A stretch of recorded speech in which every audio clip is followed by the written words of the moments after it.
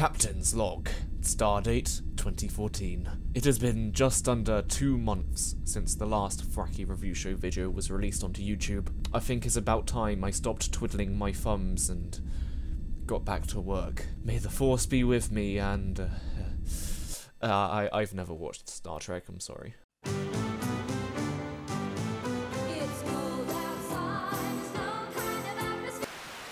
Is your name Dante, son of Sparta? Where did you hear that?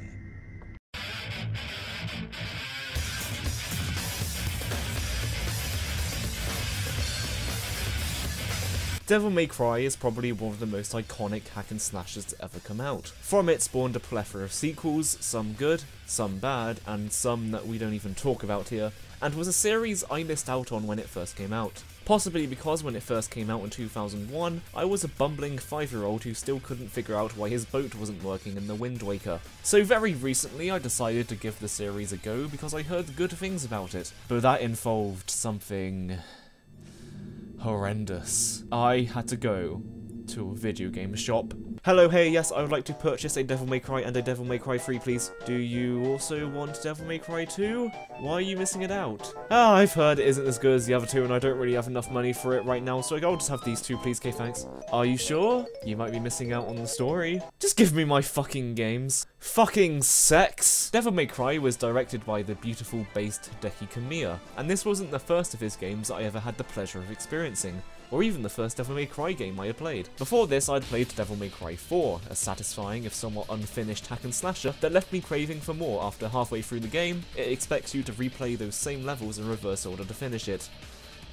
No. And also Bayonetta, a game just as much about Bayonetta's arse and tits than, well, Bayonetta. It was fast, frantic, and stylish beyond all fuck, and had a kick-ass soundtrack. So obviously I was expecting great things from Devil May Cry. Let's dive in, shall we? The game starts off with a prologue, which details the backstory of the game, accompanied by subtitles written in an almost unreadable font, whilst Nightmare from Soul Calibur prances around in the background. Now I'm looking forward to starting this game from the very beginning. I completely lost track of the story in DMC4 because I didn't know too much of the backstory, and I lost track of the story in Bayonetta within the first 5 minutes because in the beginning cutscene where it tells you all of the story, it also gives you the option to fight enemies, which obviously drew my attention away from all this boring drivel from the bottom. Alrighty, so this lady just appeared out of the moon and turned around to look at a place named after the game. Dante is sat here with lots of weird skeletons on the walls, and then she rides in on a motorcycle instead of using the handle like a plebeian. She then stabs Dante and then throws a bike at him, which he then shoots until it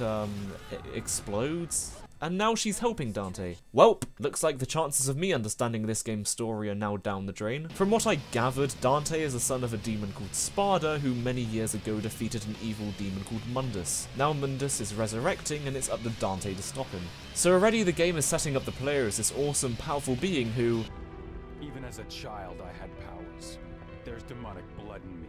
whilst lacking any emotion or Whoa, slow down, babe. likability, it would be cool to use Dante's demonic powers in combat. Alrighty then, Devil May Cry, show me what you've got.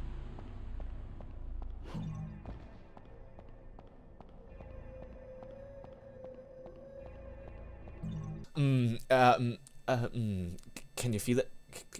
Can you feel it? It's the distinct sound of what? Okay, so you're gonna set up this hack and slash game where you play as the son of a fucking demon by making me run around a room collecting orbs. Yeah, okay, I don't see anything wrong with that. So you do all that and then you go through a door and man, fixed camera angles, am I right? I'm sorry, I thought I was playing Devil May Cry, not fucking Resident Evil. Which brings me onto a not so subtle transition about how Devil May Cry was originally going to be Resident Evil 4. It's not really all that important to know, but when you look, it's actually pretty obvious. From the awkward writing and voice acting, the locked camera angles getting in the way, it really does feel like an old school Resident Evil game. They said they decided to turn Devil May Cry into its own game because they felt it was too action orientated. Ha! Anyway, eventually some enemies do come up and holy crap, we can actually start fighting. And by fighting, I mean start getting your ass handed to you. Devil May Cry is well known for its difficulty, and when the first enemy in the game can knock off almost half your health, it's a reputation it really deserves. But you start to get a feel for combat very quickly. The trigger locks onto an enemy and then you have 2 buttons to attack. One for your sword, which is extremely satisfying to use, and the guns, which are,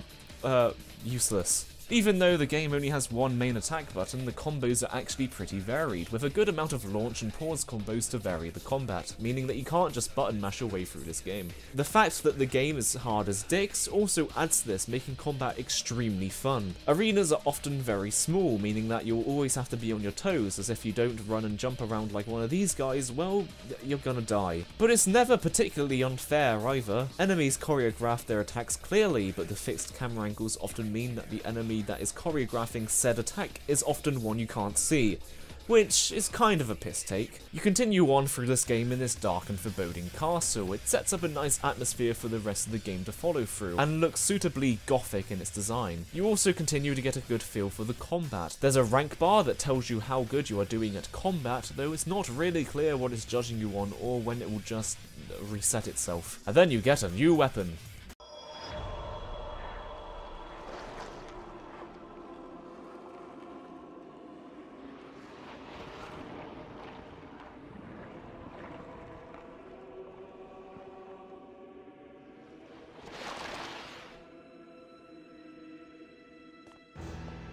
Yep, that was really needed, and fuck, this game's really good. When you know what you're doing and manage to finally craft strings of combos together in a flurry of sword swings and gunshots, you really do get into the game. It's one of those games where the character in game is doing something badass and the person playing the game just feels as equally badass as the person inside it. And when you don't know what you're doing, well, you know, game over screen's pretty cool. Weapons and abilities can also be upgraded throughout the game using red orbs. You can increase your health and buy new attacks. I mean, it doesn't actually tell you how to perform any of these new attacks, but the option's there. Level design can be a bit strange in some places. In one level, the game requires you to literally enter a room where there is an item you can't get to, leave the room, walk across a bridge, then walk back across the bridge where the item is suddenly obtainable. Also, jumping and platforming in this game is a pain in the ass. Jumping works fine in combat, but as soon as you get outside of combat, it's really inaccurate, causing you to fall down many holes.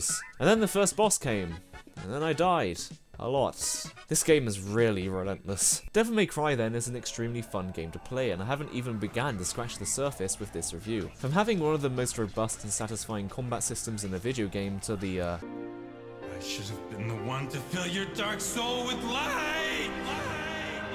acting, it's one of those games where you really have to experience it for yourself. It's not for everyone, I know, the insane difficulty of the game will likely turn many off of it, but if you're willing to put up with the difficulty and also the crappy camera, then it's really quite fun to play, and I'd truly recommend it for anyone who's looking for a challenge and, well, just something fun. So in this game you play as Doshin the Giant, as you may have guessed from the title of the game, and he certainly is something. I would make some sort of sarcastic comment on what he looks like, but I've got nothing. Tried to address many of the flaws that gamers had with older Sonic games, mainly the ones being that he was a total pain in the ass to control because he went too fast. Okay, this is a good idea. Oh look, someone's called Dildus. Oh shit. Yeah, that's me. Dildus. Where are It's you? actually Dildus. Where are I'm you? following you. Oh,